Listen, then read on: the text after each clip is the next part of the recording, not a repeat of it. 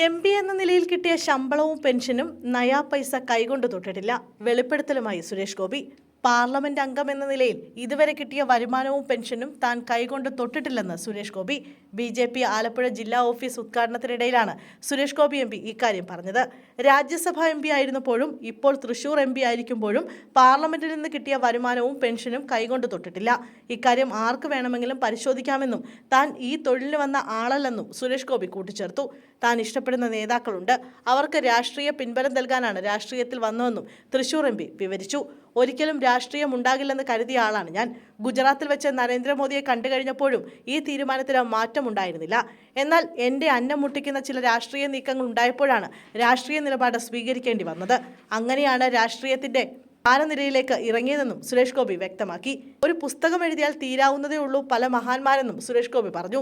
അതേസമയം BJPയുടെ പുതിയ ജില്ലാ ഓഫീസ് ദീനദയാൽ ഭവന്റെ ഉദ്ഘാടനം ശനിയാഴ്ച ഉച്ചയ്ക്ക് 2-നാണ് നടന്നത്.